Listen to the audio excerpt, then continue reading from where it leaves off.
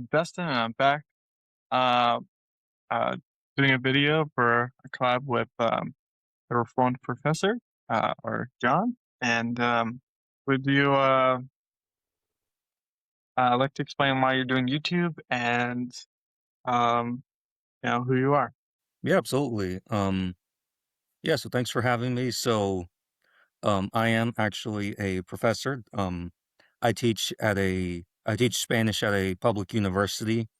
Um, I'm really big into theology and reading.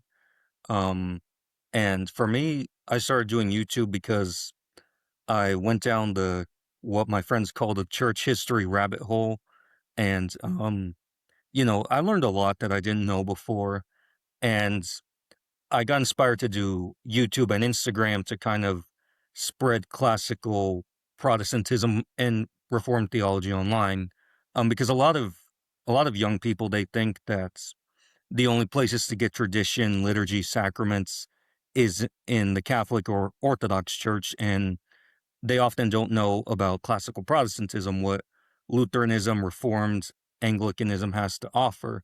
And so, as an educator, I guess that kind of inspires what I do to educate others and to show them the truth. And if they end up classical Protestant, that's their decision, but at least they're informed. Yeah, I mean, I explained it on my channel before, but what I'm doing is when I became Reformed, I found my Reformed church without knowing it existed, and I was starting to get into it, and I felt like I wanted to tell people. And I kept saying the same story over and over and over, and I'm like, I should just put this in video form. And then I thought, well, to raise awareness about Reformed theology, maybe I should just start making YouTube videos for um, Reformed church and stuff, and uh, talk to my pastor about it and all that. And so that's why I'm doing this. And yeah, so so how long have you been in a Reformed church? Um, I've been in it for about about almost a year ish. I started visiting some time before, and then I decided, yeah, this is where we're gonna be and everything. And yeah, it's been great. Like it's a very old it's what it called the old church. Old church in the sense that, it hasn't changed much in 500 years. And so if you walk in there, it is it was a complete culture clash from, the previous contemporary mega churches that I'd been to. Is it, what kind of church is it? Is it just an old building, or is it like what Presbyterian church is it? Like Oh, denominational? the denomination is called Associate Reformed. So they come from the Scottish Covenanters. So the denomination is pretty old and historic, even older than the PCUSA. Yeah, I've heard about that. There um my church is in Grand Prairie, Alberta, but I'm originally from Moncton, and there's an ARP there. I just found this out. I was like, we had a new devotions come into the church, and I grabbed one, and then it said the devotions this month was made by a minister of the ARP in Moncton, New Brunswick. I was like, Oh I yeah, didn't even know that existed there. Somewhere off, somewhere, I guess. yeah, I didn't either. Mm. Yeah. So, uh, yeah, there was the only Reformed churches in my town are one the CREC. Uh, that's the one I knew about. Um, and then and that I knew people of, and I never was intrigued yet by them to go and join them. And then there's the mainline Presbyterian Church of Canada, which Mm. was a small building that's been there for a long time. I never thought about going there just because of what I kind of knew what that denomination was sort of doing. And then because I have Scottish heritage, um, Mm. uh, and British. So I was looking for Presbyterians, but the only church that was a conservative church to start with, and that felt like there was at least a little bit of life in that I didn't have theological problems with was the United Reformed Churches in North America, which is Dutch. So I spent most of my first year figuring out the difference, if there is any differences. And I would say there's minimal, but there is some. But yeah, the more I learn about it, I think the more I like the Dutch tradition and trying to buy more Dutch guides like to read. But yeah. So what's your history? So like you explained a little bit about what you were before, but like so what churches were you part of, and how long were you a part of those churches before Reformed? Yeah, so I kind of started off independent fundamentalist Baptist. So the type that think that KJV is the only way, and if you wear jeans or Converse shoes, you're going to hell. Spider-Man is demonic because he does this, and it's the devil's horns, all kinds of nonsense. I did not know that. That yeah, I mean that one we weren't in for very long because we ended up moving, but then uh, there's a mega church in my area. It's big.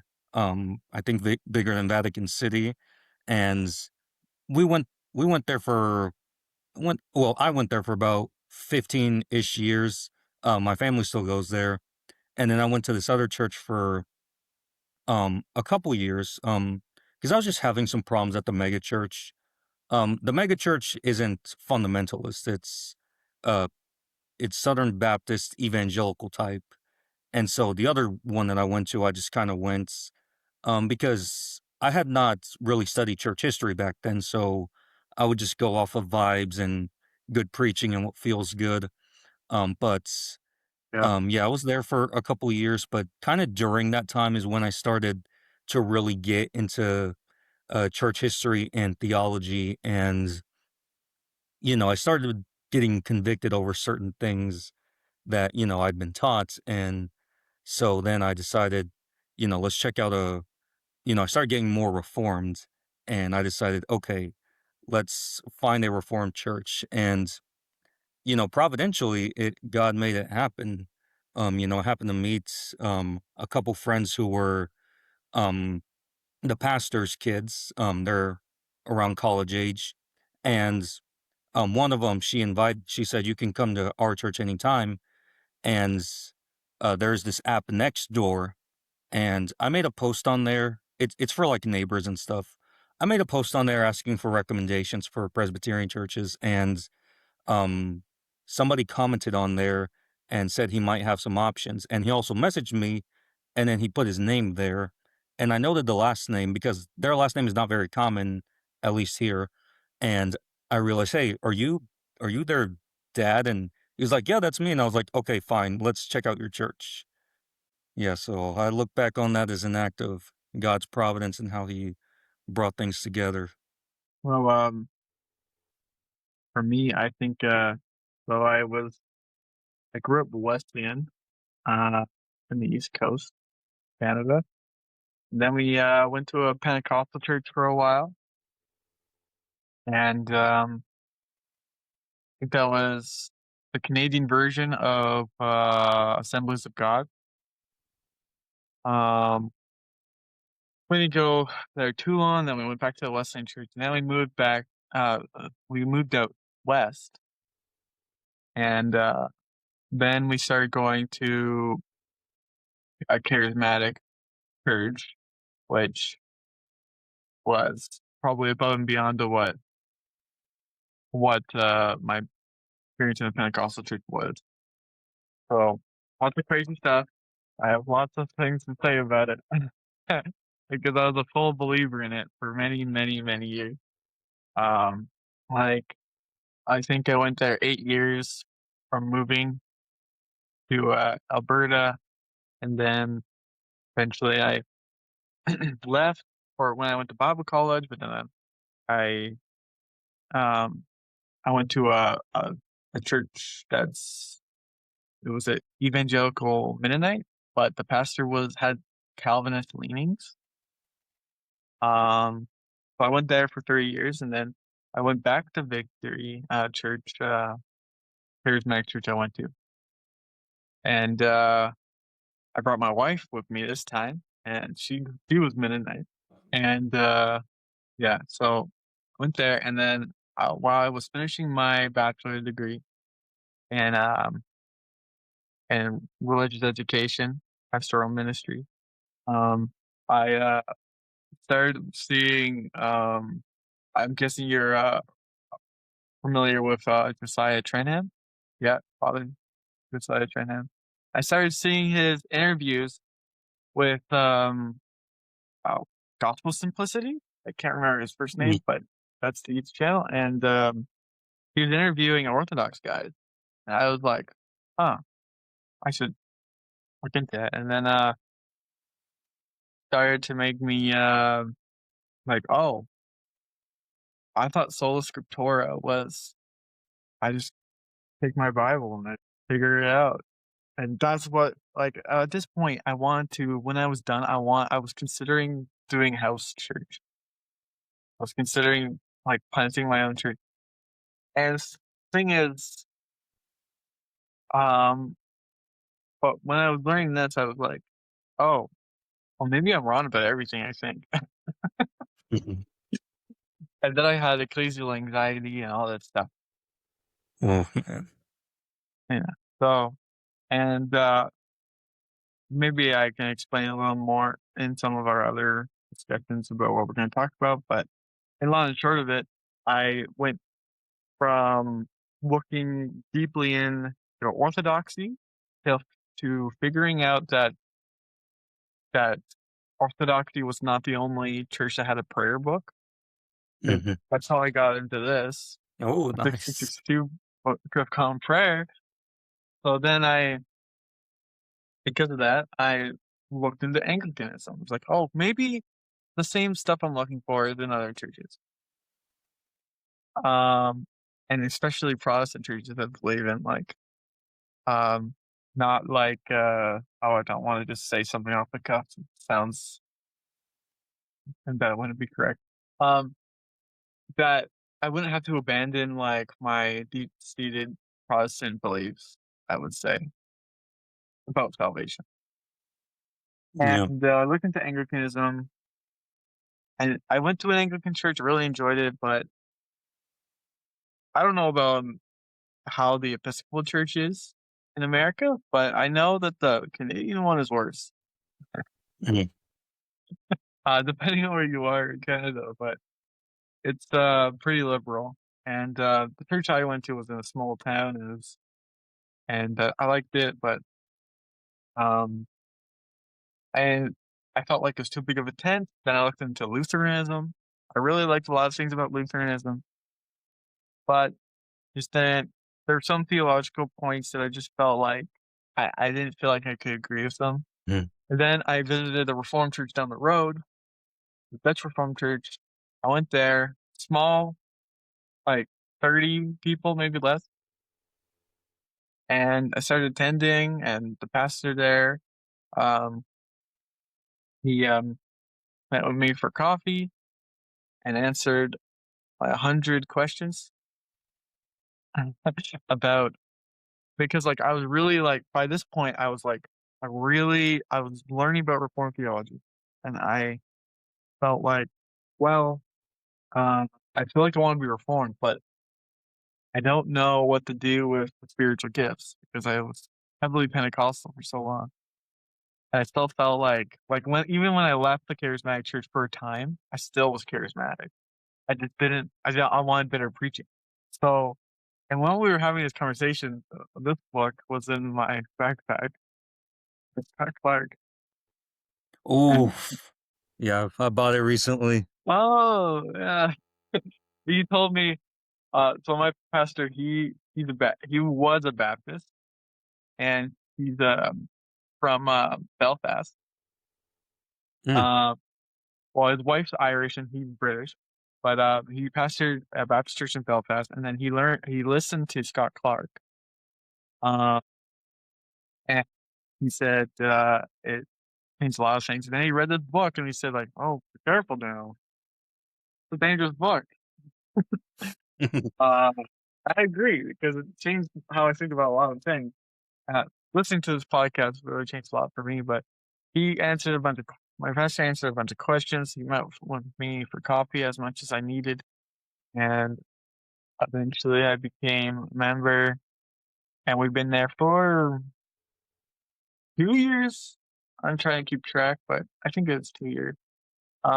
I did an internship there for my bachelor's degree, and then I s- and then I eventually they're talking about sending me to seminary in the States, at Mid America Reformed Seminary, and they're right now they called me to be a deacon, and I'm serving that until I leave, probably next summer. So there's a lot of little things, but that's the gist of it, and most of it was me struggling with having charismatic tendencies and trying to figure out if I could be reformed. Like I ended up figuring out that or deconstruct. I don't want to use the word deconstruct, but like I had to stop thinking in a very pietistic way. Like Yes. like experience, like that's what matters. Like how much you're passionate, how much you're getting out of this, and then oh, rest, the Sabbath, the um like Heidelberg sing psalms, uh that I did because like I was not used to worship. I didn't know what hymns were when I first went to Bible college, and then I learned what hymns were, and I thought, "Oh, that's really old songs." And then, like, I realized, "Oh, wait, the Reformed Church sung psalms. That's really old." Yeah. So, yeah. Oh, so, what are a couple of reasons, or things that changed in your thinking or theology that led you to become more reformed? What made you go that way? I have a couple of things listed, but we can sort of go over.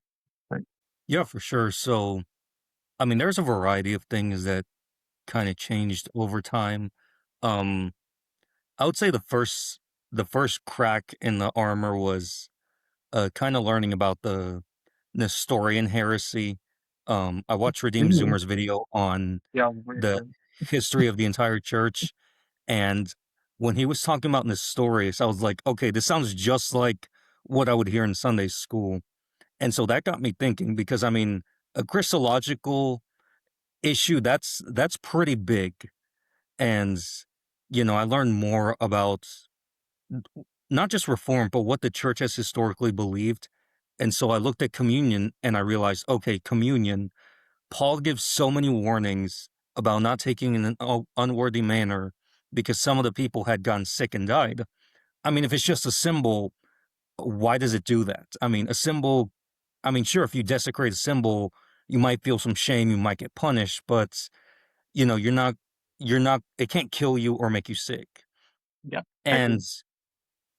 and I looked at some more things like predestination and um one of the biggest things that really drove everything was kind of the failure and flaws of dispensationalism. So, the churches I'd gone to, all dispensational, and the more I learned about history and the origins of dispensationalism, the harder it was to reconcile it because, you know, um, it was a typical thing growing up, the Left Behind movies, hearing about how the rapture could be at any moment, hearing about how events in the Middle East are Bible prophecy, um, and being taught to unconditionally and blindly support everything that Israel does, and things of that nature. And it really struck me like, are there really two peoples of God? If God united Jew and Gentile and it no longer matters, then why do people insist on there being two peoples of God? if there's no need for a temple, why do people want to rebuild the third temple? Like, seriously, like, I'm pretty sure dispensationalists in the South are more passionate about a third temple than probably most Israelis are, because it was always about, we got to get this third temple built. We got this red heifer to sacrifice. And I mean, overall, looking back on it, it's just, it's a system that's wacky, and it's held together by a lot of kind of mental gymnastics and cope. Because I mean, you really have to explain away things that talk about Jew and Gentile being united, that talk about us being engrafted into the tree, and there's no longer two, but there's one. And so dispensationalism just fell apart. It fell apart, and I realized it couldn't be reconciled. And another thing that really went against what I had grown up with was baptism. So, Baptist, cradle Baptist, believers only. And this was by far the hardest thing to change my mind on. But um I studied, well, first dispensationalism fell apart, so I switched it for covenant theology.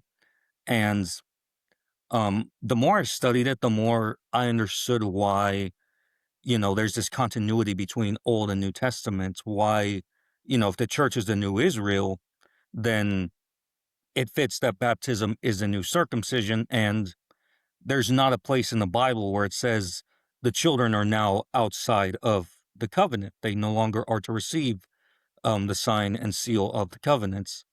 And Mm. so that really took some time to work through. But the thing that finally made it click was rereading Peter's sermon, where he tells them this promise is for you and your children. And I mean, some people try to explain that a bit away by saying that, he was talking to Jews, that it was for them and their children. And then for the Gentiles, it was kind of just for the believers. And I'm like, well, that there just sounds like dispensationalism. I mean, you're saying that there's one promise for the Jews, one promise for Gentiles. And so, yeah, I mean, I really loved there was a lot that shook up in there. So if I could sum up the three main reasons why I became Reformed and left the evangelical world, it would be the failures of dispensationalism, the sacraments, realizing what they actually were, and worship, how church should worship. Because, they would always tell us it doesn't matter how you worship, it only matters your heart posture. But looking back, I don't think I've ever heard worse advice than that. Because, God wants, God gets a say in how he's worshiped. And, I don't think that God is glorified by us jumping around and acting silly and, making it look like the world. I mean, he's given instructions on how he wants to be worshiped. And whenever people ask me, why does it matter how we worship God? I ask them, okay, what if so and so celebrity was coming to town and he had instructions? Would you follow his instructions, or would you say, well, it doesn't matter as long as we're ready to receive him? And so that question pretty much answers itself. And so, among many things, those were the three biggest things that really led me to become reformed. Yeah, like since you mentioned worship, we can talk a little bit more about that. But um, like something that like really drew me to reform to the others is because I was already like really into um hymns, but and because I had like most of my friends are Reformed Baptists that Hmm. are leaning that way, and everyone else is something else. But learning about how scripture teaches that we need to sing psalms made me like really want and feel like I must be in a church that sings the psalms. Well, so like since I've been using this in church, it's I just at first I went to church. I'm a Reformed church, Covenant Reformed, and I was like okay, I want my pastor to pick hymns. Sing. I like the hymns; they sound nice. But then, like the more we sung the psalms, the more I rather them, which Mhm. was interesting, you know. Um, but like a big draw was a switch from So in Pentecostalism, we think like, oh well, we don't want too much order. We want things to flow with the Spirit, whatever that means. and and and sort of dancing and all this stuff and but um when I learned about liturgical worship, which everyone has a liturgy, but right, like, it's just Yes. the order. And the order that I learned, this is funny. Okay, my Bible college is not reformed that I went to, but like they taught me to be reformed. Like, funny is my um teacher for theology of worship. He taught me where our modern worship comes from. And thing Mm, is, he likes the modern worship, so I didn't understand in my head why he thought this was great and fine.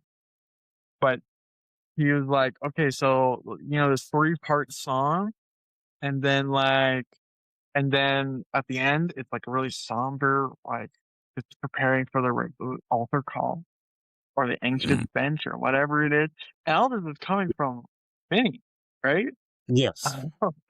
um, and I learned this. And I'm like, okay, so all the way we worship is from the 18th or further on century, 19th century. Why are we doing it? Because my identity as a charismatic person was like, we're just like the apostles. We're living a life like the church was in the day of Christ and in the day of the apostles. And we got the gift of tongues and we have prophecy and we have healings and these signs will follow, you know. But what I learned from reading church history as well as learning this about worship is like, no, what we do in worship doesn't look like the early church. Like Mhm. when I took a church history class, I found and then started reading my own. I found, oh no, a lot of this is actually really way closer to Christians that I at that point would just say they're religious.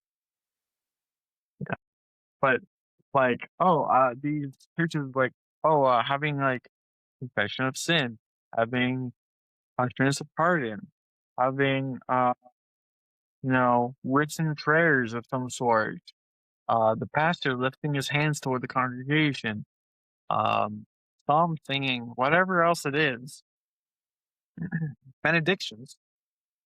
It's just like that's what the early church did, not what I was experiencing. Because in some way, we just thought like, well, we ordered everything, but there's no order in the early church, so we got to get rid of all that order. And but sometimes, like, basically, the most exciting points of being in that church was when there was like craziness happening when we had prophets come and speak, and there was like a fire tunnel, and there's like I don't know, maybe I should explain fire tunnel for all my viewers, but fire tunnel is like not apostles, but pastors. They face each other. You go through in between them, and they lay hands on you and start prophesying over you and speaking in tongues. And then either you fall over or you just get through, and then yeah. I went through it and nothing happened. I wouldn't say that's the reason why I didn't believe it was real, but, like, I just found it was a little bit nonsensical.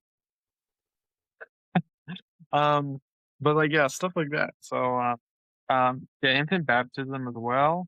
That was the last thing because I already listened to a lot of Reformed Baptists. Um, what convinced me of it? Mostly covenant and, like, realizing that most of the early fathers, they and anywhere we see in early church that there's not really a mention of baptizing only believers until, like, after the Reformation, and the only people who did otherwise were heretics, So, I felt like, well, if this is a view of the church, like, if we're gonna say, like, we wanna be like the early church, we want to be like the apostolic church. Well, then you should baptize your infants because that's what they we have a good amount of evidence that at least by the 200s AD that it was happening universally. And funny thing is, in a paper in my school, my Baptist professor, he docked me on it because he was like, "It's a bad argument." Is I was like, um, I was making a credo uh, baptism paper, and I wrote that well, Tertullian says that you should wait to be baptized. Well, he's saying that credo baptism is true, and long and short of it. But I realize now that that's not even his argument. Like, he's not arguing that believers should only be baptized as infants shouldn't. He's he's only saying that because he thinks that if you don't, if you sin after baptism, you're you're still in jeopardy unless you have baptism before death, and then it washes away all your sins, and then oh, you're good now. Uh, but a lot of Baptists that I've heard try and use Tertullian, they try to use him wrongly, and that's how I use him because I heard that somewhere. So I looked up a quote from him from a Baptist church history book on baptism. Can't remember it. It's a big one. Baptism in the Arabic Church, I think it's called. And I would say then it was a lot of like learning about catechisms, like Heidelberg Catechism is Yeah. ours. And oh yeah, since we were talking about Josh Clark, commentary. Uh, Oh, yeah, big big one. It's like this other book and this big. yeah, I've got a copy of the catechism. Yeah, so uh, like with that, I mean, talking about Heidelberg Catechism, really Scott Clark was first, and he's in our denomination as well.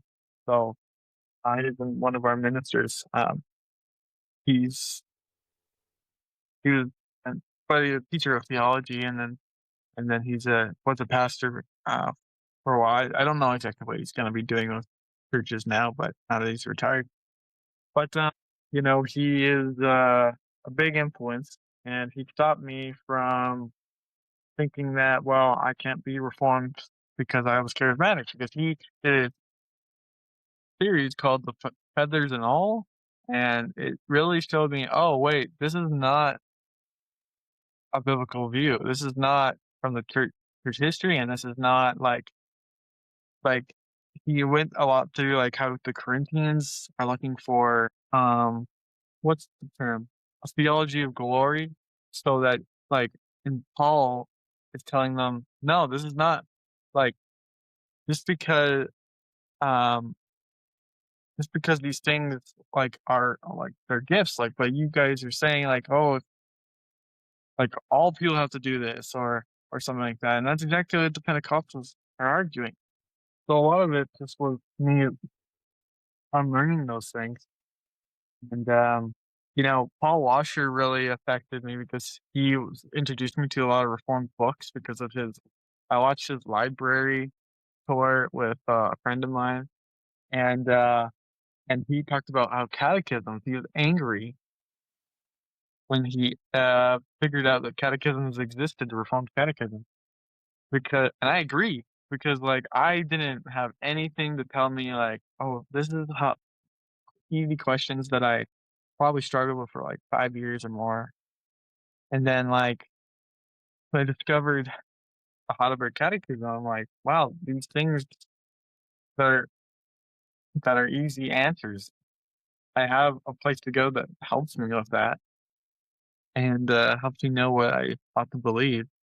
And yeah, um, yeah, just like how the Catechism just teaches so much experience, and I lacked buttload, truckload of assurance before I learned of the Reformed faith and learned that um, it's not about I used to say like, "Oh, Jesus is my rest, so I don't need to rest."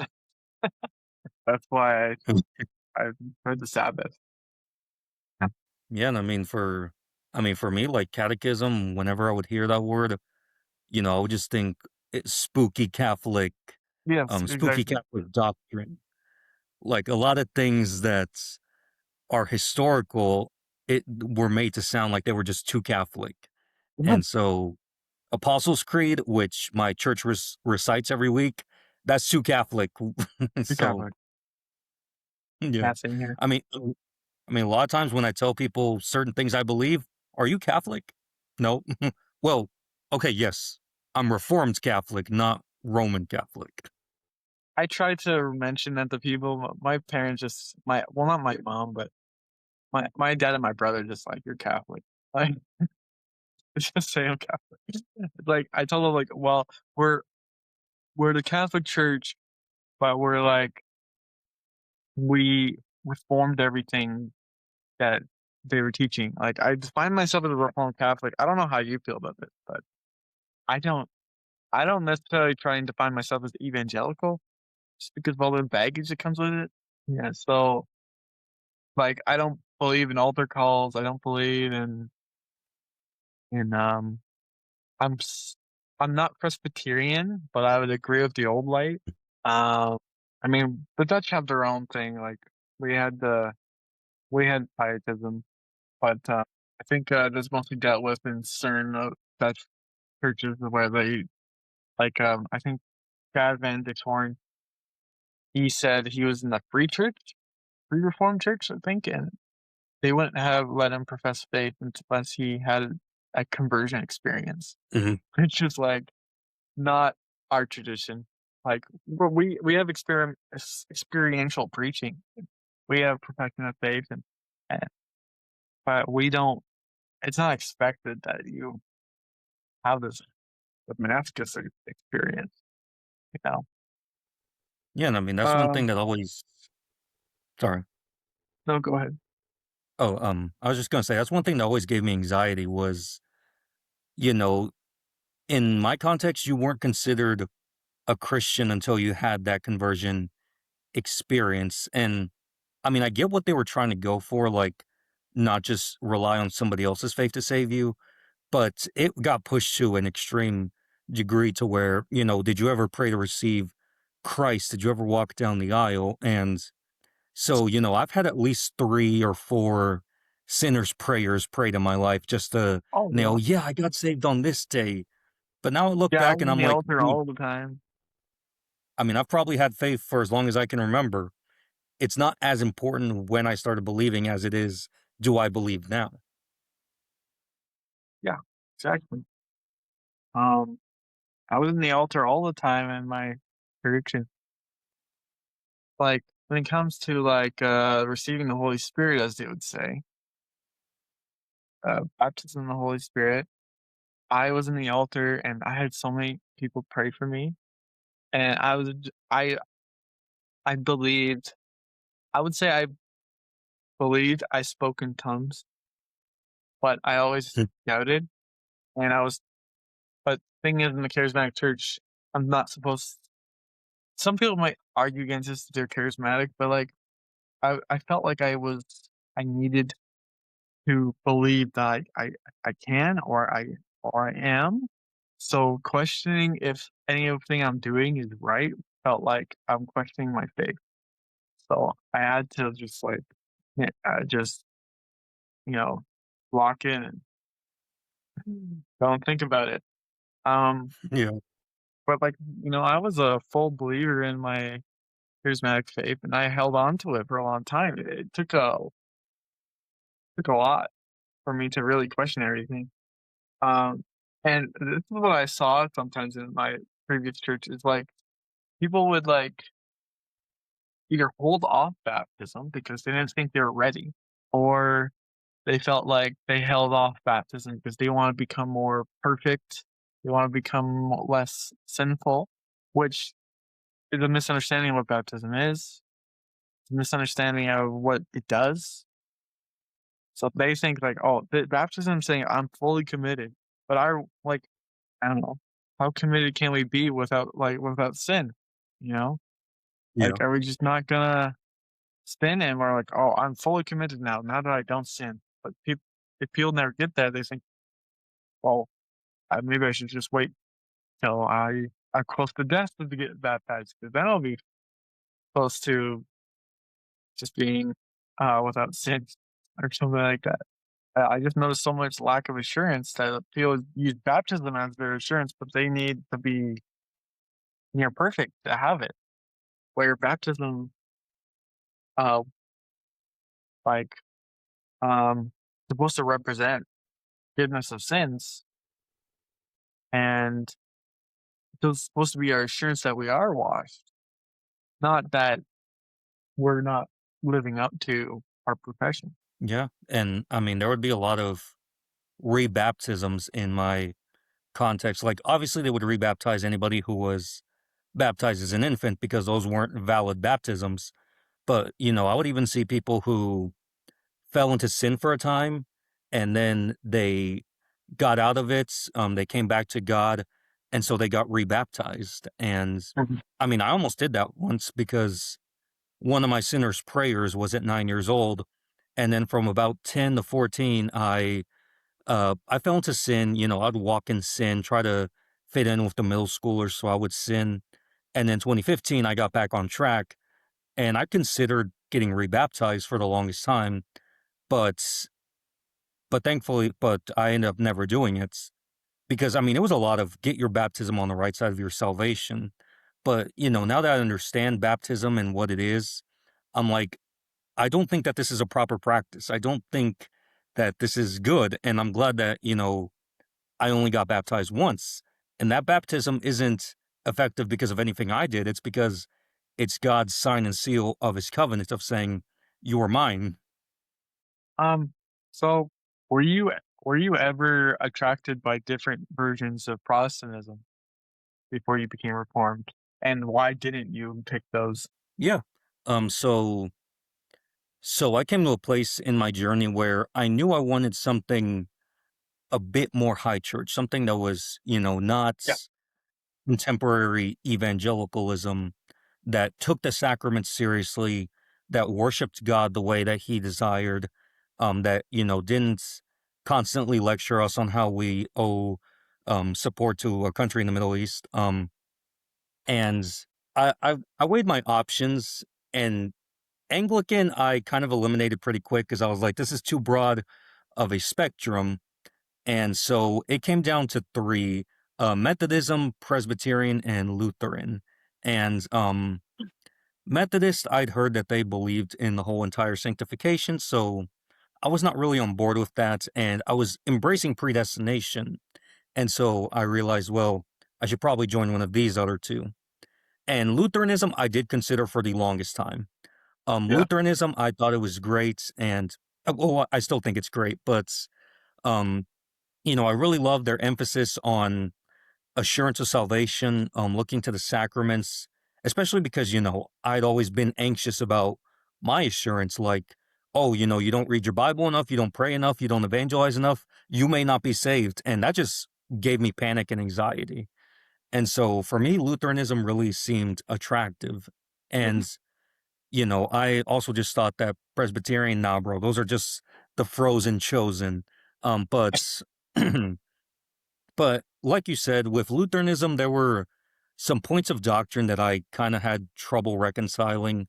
Like, um, like I know with baptismal regeneration that you can lose your salvation. I wasn't on board with that. Or the how they explain that Christ is present in communion physically, but how can he be physically present everywhere? And just to leaving things to mystery.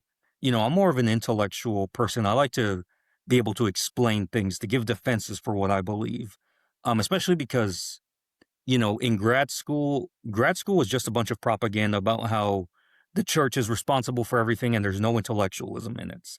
And, Lutheranism, still love it. It's a great tradition, but ultimately I settled on Reformed Presbyterian, because I think it has the perfect balance between, high church and low church. It has sacraments, tradition, liturgy, of high church, but it has the simplicity of the gospel like low church, and it doesn't bind your conscience to dogmas that aren't in the Bible. Like, Rome binds their congregants to a lot of dogmas that aren't in the Bible, that some of them weren't even developed till like the 1918 or 1950s. And so, I always tell people I'm a Protestant. I'm a classical Protestant. And one of the things that I always say is, I love Reformed theology because it's Orthodox, but not Eastern. It's Catholic, but not Roman. It's evangelical, but not modernist. And so, yeah, I mean, I was definitely attracted to other traditions within it because I wanted something more serious, something that had a greater sense of the sacred than, just cool, hip trends that change every 15 minutes. And so I ultimately thought, you know what, let's go with the one that has the greatest emphasis on God's sovereignty and has covenant continuity. It doesn't see the Bible as being chopped up into these pieces where God deals with people in different ways, rather has this continuity to the two administrations of the same covenant, and it has really nerdy and intellectual resources. I mean, every other theology book you pick up is going to be written by Reformed or Presbyterians. Oh yeah. So yeah, I don't even have half the ones I want, and like I only have full bookshelf. yeah, Calvin's Raffle, Institute. Beaky Institute, Owen, Babin, want to get Petrus von Maastricht. Uh, I just purchased Turretin. Oh, I want to read Turretin. Yeah, yeah. Yeah, book 4 I of got the Institutes. It's been great. mm, yeah. Cool. Um, I mean, the reason I wanted von Maastricht more than Turretin just was because I wanted to focus on Dutch guys, uh and I like that he explained a lot of the application or practical sides of things. Um, but he was a little more expensive than I could afford, so I'll just get him over time. But I mean, there's a lot of Yeah. guys I want, but I mean, for me, like I was listening to Lutherans enough that I wasn't really against their view of baptismal regeneration. My problem was that you could lose it. Mm, Is like okay, yeah, like I don't, as a reform guy, I don't believe baptism is a work. It saves me. I believe by baptism, God uses to save me, and that I believe that it's regenerative for the elect. But the thing is, um, if if all these promises to baptism can be lost by apostasy or by losing faith, then how sure is my assurance? And that's really where I differ. So to me, I just feel like the only way my view sort of switched was that it's for the elect and it's not dependent upon the time of water hitting you. mhm. That I would believe probably, maybe, most time it goes that way, but no, people come of faith later on at times. So I had my first child baptized 4 months ago. So Congrats. um, yeah. So I was excited. My our one of our former elders, he was like, "You look like you were beaming while everything was happening." I was just on Mm, myself, like, "Man, this is crazy." Um, yeah. So, yeah, Lutheranism was very attractive just because of how confessionalism. Like, I was so sold on confessionalism that I felt like, and every time I thought of being a Lutheran, I would look at my bookcase, uh, and I'd be like, "There's a lot of reform guys. What am I gonna do with all that?" yeah. Get rid of them all and get Walther or Widener instead. So yeah, um, and I felt like I would say when it comes to reformed things, I'm a little more high church, and I've spoken to my pastor about it, because I want to go into ministry. I've been to United Reformed churches in America that are a little more high church than my current one, and there's not a lot of difference, but there's a little bit from church to church. We're pretty similar across the board. Like, there won't be no smoke machines. Mhm. Mostly, I can't think of one of our churches that has drums, maybe not even Yep. guitar. So, it's pretty universal that way, as a denomination or federation.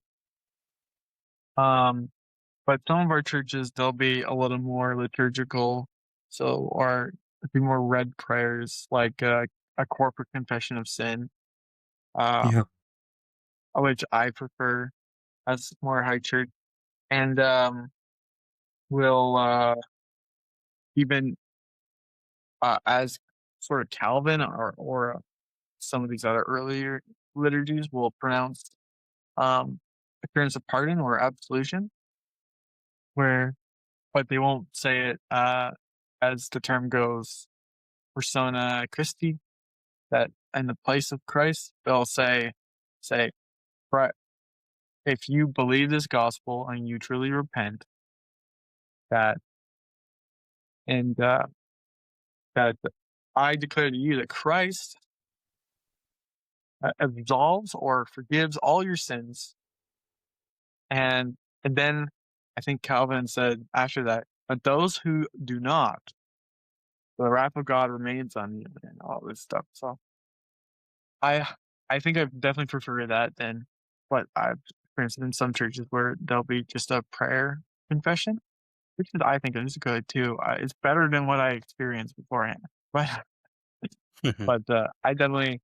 I do like some of those higher liturgical ways of doing things Lutherans did was a big attraction.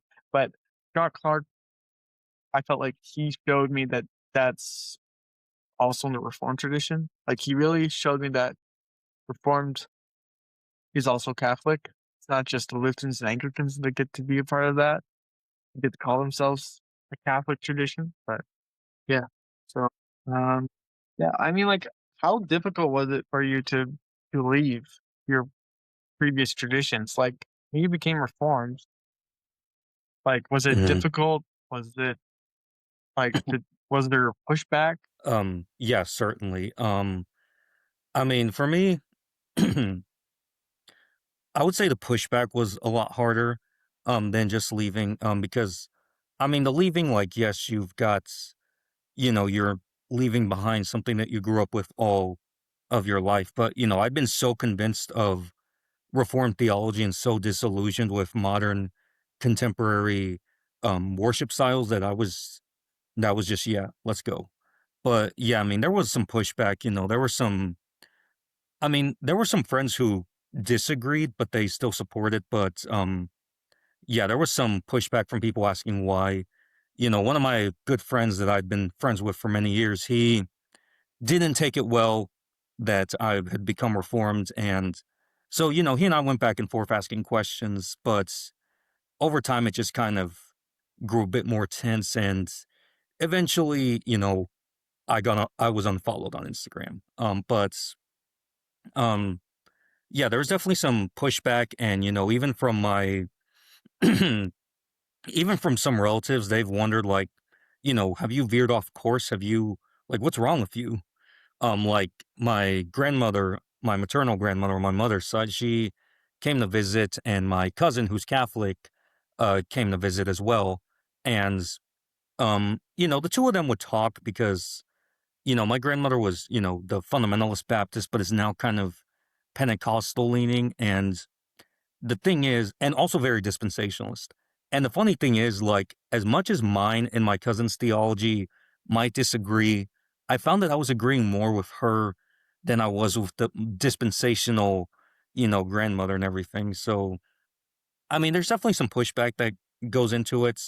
Now, there are some people who have been very nice and who are very understanding and let me yap about theology, even if they don't agree. So that's always the attitude that I try to have. But I guess one of the biggest things that I've learned is that the pushback and the controversy, it's not so much that it's not going to go away. That's what I've been told. It's not going to go away. You just get used to it. You just learn to live with it. You learn to do it. So, yeah, I mean, the pushback hasn't been as severe from other people that I've heard, but it's definitely been present. It's definitely existed, and it's just one of those things that you learn to navigate. You learn how to keep, these relationships cultivated, even if you guys are still, even if you guys may now disagree on certain things. Um, but I've got a couple great friends. We just talk theology all day long, and they may disagree, but it's great, and they're great people, and so yeah, I mean, even with the backlash, there's still been some support within my network. I mean, I would say my family was so I would say this is the biggest part of the pushback is they assumed that like so before I was just in college, I was just gonna go find church afterward. So my family was like, "Oh, you did your 4 years, you're done." Because up here, there's a lot of pastors who just do 4 years of Bible college, more in rural areas, um, in northern Alberta. And but the thing was, is when I became reformed, we require Master of Divinity. And I told my family I have to do another 4 years. And they're like, "Why are you going to school for? You don't need that." So they treated my needing for education as like holding me back or pushing me back where I was gonna be. So that was probably the biggest pushback. My a lot of my charismatic friends thought I was the first question they asked me was if I believed in spiritual gifts anymore. They thought I was just this like ultra cessationist now. Like wouldn't say that. But the thing is, what I told most people is like the spiritual gifts have almost zero reason why I became reformed. They were on the back burner for most of these issues. Like to me, I was worried about like what's a true church? Like, am I a part of the true church? Not the only church, but the true church. Like, I'm a part of a charismatic church, and I feel like I have zero foundation. None of my beliefs actually are historic. I need to find somewhere where that is true, and that I can stop riding these waves of revivalism. You Yes. know, yeah, and but like through it all, like most people have been uh pretty positive. Now, like a lot of people thought I was going to become a Reformed Baptist, Mm. so a lot of my friends who are still debate with me. I spoke to one elder that we're close friends with, and he was a part of the Dutch Reformed Church in our town at one point, and then he became Baptist, and all his children were baptized as infants and stuff. And he told me, "Well, yeah, we use the London Baptist Confession. It's basically the same as the Westminster." I mean, copy paste. But yeah, you just see, like I heard this also because there's like a book that's combined like a Reformed Baptist guy and Owen. And the reason they combined the books is because they thought like well, they complement each other.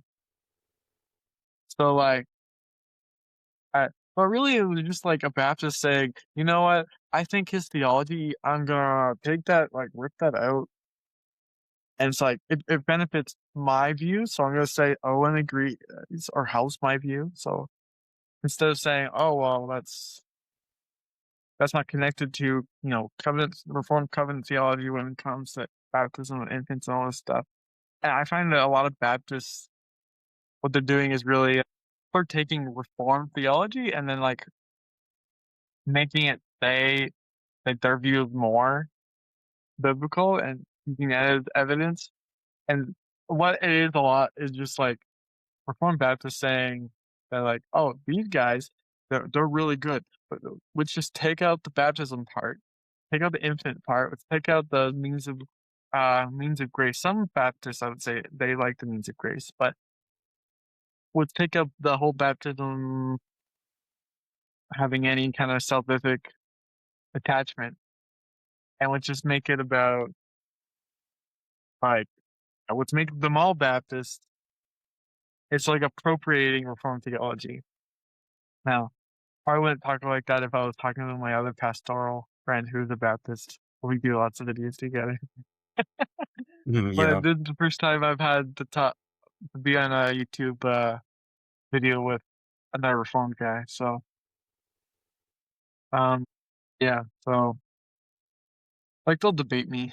Um but it's mostly friendly and um I've tried to convince people and mostly the thing that is like the two things that are most problematic for them is like infant baptism and church membership because they don't think church mhm, membership is necessary and they don't think infant baptism is biblical. This thing is Catholic. But yeah, like yeah, yeah. yeah. I mean, that's But something that I hear a lot is, infant baptism. That's just, Catholic, and the Catholic Church came up with it after, I don't know, Nicaea or something some people, like I made a post yesterday about Constantine because a lot of people love to scapegoat him as, he kind of wrecked the original church, even though he ended the persecution. But, I mean, it's just a fact that, infant baptism has been a part of the history. And, like you said, I also have friends that I talk about it with, and, we just joke back and forth. I have one friend that, he and I just banter and roast each other in a friendly, playful way about it. So, Alex, if you're watching this, I love you, dude. And yeah, love you, dude. Yeah, we just talk theology and everything, and it's epic. But yeah, because I mean, for me, that was a turning point in deciding to be reformed because I had been under the impression that being reformed was just predestination. It was just 5 points of Calvinism. yeah, But once I learned everything else that made up Reformed theology, I decided, okay, if I'm going to go Reformed, I'm going to go all the way, including infant baptism and covenantal membership, because that, I mean, that seems to be the historic position. yeah. Like what I try to tell people is especially to my Baptist friends and who are Calvinists, I'd be like, hey, it's like saying you're Lutheran Baptist. It's like it's like saying you're a Roman Catholic Baptist or something like that. Like Reformed is a specific tradition that comes with a lot of layers of why they believe in certain things. You're gonna take predestination, but then you're gonna be Baptist, then you're going to treat people the way you know you have a to have people in your church who are saved. If you're gonna wait till they show signs of faith and then give them the sign, and then it's all about figuring out if you have any assurance before you get baptized. Instead of those things sort of leading together, and that's why that Reformed churches are so focused on giving people assurance instead of giving them sort of judgments and tests to put on themselves. You know, like oh, are you sure you're saved? Like, well, I got baptized, but I think I need to get rebaptized because I wasn't as committed, or I still have sin in my life. It's like All the time. all the time. And that's one thing I liked about learning from Lutherans is the sinner and saint that were both at the same time, which which has given me a lot of rest from that. But um, okay, so moving towards closing, um, you know, people who are either considering or for the most part probably don't know if they even should consider. Why would you think people should become reformed versus other churches? And is there any necessity to leave leave a church or when they should? What do you think? Yeah, so that's a great question. So, um, the first thing I would definitely say, before anything is, pray about it. Pray about it. Take some time to discern. Talk with older, wiser believers. And Yeah, um, yeah, I mean, pray through it. See if that's where God is leading you. And if you are going to leave your church, make sure you have a conversation with your pastor. Like with the mega church, like obviously I couldn't because it was too big. But with the other church, I had to sit down with the pastor and I told him, "Hey, I'm grateful for this church. I've loved everything. I'm going in a new direction." And it went really well. And so, yeah, I mean, pray about it and, really seek, really, weigh your options. Like read the various Protestant confessions, read what they believe about different things. Um, and if you are getting into Reformed, well, really any denomination or theology that you get into, I would always definitely say avoid the what I call the cage stage. We all know the cage stage Calvinist.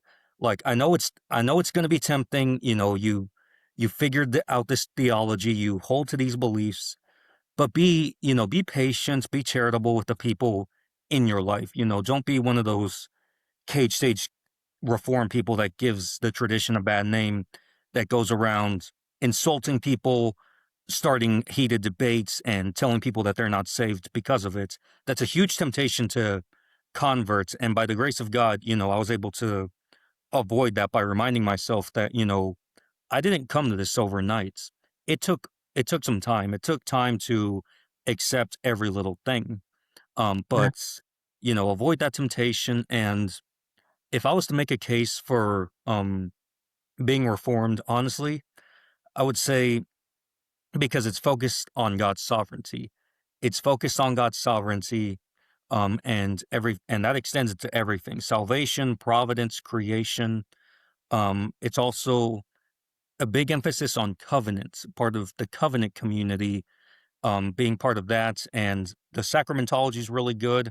The balance between high and low church is good, and I mean overall, I would say, yeah, I mean it's a God honoring tradition that seeks to do what the early church did. It doesn't seek to schism and make its own thing, but rather it focuses on God's sovereignty, emphasizes the covenant community, and it has a lot of great intellectual resources that you can read about. So, yeah, I mean, if I was to recommend Reformed theology, that's definitely what I would say. And so, yeah, I mean, if you're watching this and you're considering, feel free to send me a message. I'm always checking my Instagram DMs, the spam section, etc.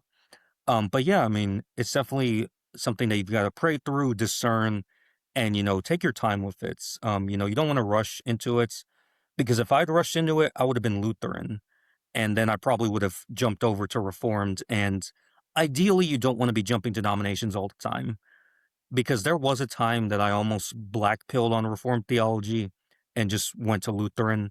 But ultimately, I decided to not give up, and so yeah, I mean that's what I would say is pray about it. If you're gonna leave your church, have a convo with the pastor, and be charitable about it. If you're sharing your beliefs, know your boundaries, know when people are.